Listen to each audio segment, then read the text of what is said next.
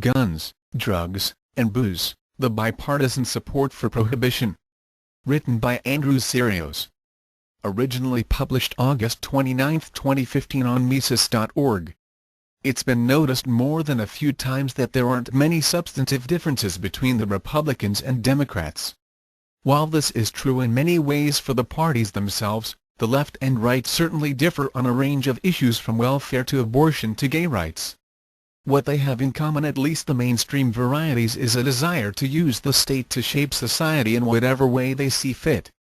As Andrew Napolitano put it, we have migrated from a two-party system into a one-party system, the big government party. There's a Democratic wing that likes taxes and wealth transfers and assaults on commercial liberties, and there's a Republican wing that likes war and deficits and assaults on civil liberties. And both parties love prohibition, just of different things. Alcohol prohibition. There aren't many people left who believe the prohibition of alcohol in the 1920s was a good idea. Interestingly enough, it was the progressives of the time that pushed for that. As historian William Leuchtenberg noted, it was a movement that was embraced by progressives. On the other side, in the words of historian Daniel Ockrent, were the economic conservatives who pushed so hard for repeal. Prohibition turned out to be a disaster. A report from the Cato Institute found that after Prohibition passed in 1920, homicide rates increased, corruption increased, alcohol-related deaths were unchanged, and after a short dip in 1921, alcohol consumption returned to what it had been before the law was passed. Furthermore, in the midst of this chaos, Al Capone and organized crime came to power. Indeed, black markets and prohibition go together like peas and carrots. Drug prohibition. In the past, it was usually the progressives who wanted to use the state to tell people what they could and could not put in their own bodies. However, something must have changed among conservatives, as the right has generally been at the vanguard of the war on drugs, although, with plenty of help from many on the left. In 1971, Richard Nixon decided to try prohibition all over again, but this time with cocaine, heroin, and marijuana. And of course, it has failed in every way imaginable. According to the National Institute of Drug Abuse, illicit drug use in America has been increasing. In 2012, 9.2% of the population had used illicit drugs in the last month, up from 8.3% in 2002. So drug use has actually gone up despite spending over $1 trillion on this massive boondoggle. Meanwhile, the United States has the largest prison population in the world. Despite having only 5% of the world's population, the United States has 25% of the world prison population. A large percentage of these prisoners are in prison for nothing more than non-violent drug charges. Some think this is counterproductive and immoral.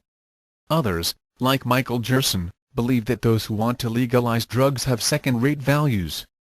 First-rate values include locking drug addicts in cages. So in accordance with Gerson's first-rate values, instead of trying to help these poor addicts rebuild their lives, the government declared war on the substances, and thereby, the addicts themselves. And to wage this war has required a massively invasive police state. Victimless crimes don't leave many witnesses, or at least not many who want to talk about it. So the government must use more bellicose means. According to the ACLU, there are an estimated 45,000 SWAT raids every year, and only about 7% are for hostage situations. The vast majority are for drugs. These raids sometimes end tragically. For example, David Hooks was shot twice while face down on the ground in one raid, and a baby was put into a coma when a flashbang was dropped in another. The evidence also shows that legalization works. Glenn Greenwald notes that since Portugal enacted its decriminalization scheme in 2001, drug usage in many categories has actually decreased when measured in absolute terms, and Forbes points out that drug abuse is down by half. And despite some haranguing from conservatives, Colorado has done just fine since decriminalizing marijuana in 2014.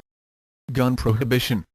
While conservatives have taken some notes from the progressives of old, progressives certainly haven't given up on the idea of molding society through prohibition. Fortunately, in the United States, most of the debate about guns has to do with regulation and not prohibition. This is not the case in many other countries. And it has also not been the case in several U.S. cities, until Supreme Court decisions overturned the gun bans in Washington, D.C. and Chicago. Still, many U.S. cities have extremely arduous gun laws on the books. John Lott did an extensive study and noted that the odds that a typical state experiences a drop in murder or rape after a right-to-carry law is passed merely due to randomness is far less than 0.1%. The average murder rate dropped in 89% of the states after the right-to-carry law was passed. There was a similar decline in rape rates. Further, to make sure he controlled for every variable imaginable or didn't control for variables that would incorrectly skew the data, he ran 20,480 regressions using every imaginable arrangement of possible criteria and concluded, all the violent crime regressions show the same direction of impact from the concealed handgun law. The results for murder demonstrated that passing right-to-carry laws caused drops in the crime ranging from 5 to 7.5%. John Lott found 26 peer-reviewed studies on concealed carry laws, 16 showed a reduction in crime and 10 were inconclusive. Not one showed that crime rates increased. We can all mourn tragic events such as the recent mass shooting in Charleston. But what is obviously problematic about restricting civilian gun use is that only law-abiding citizens will comply, criminals will not. Like many other such massacres, the Charleston shooting took place in a gun-free zone. Indeed, criminals will likely have no harder a time getting guns than they do getting drugs, which means that restricting guns just disarms potential victims. A survey by Gary Kleck made him conclude that there were approximately 2.5 million incidents of defensive gun use each year. Although that number is almost certainly way too high, defensive gun use is still relatively common.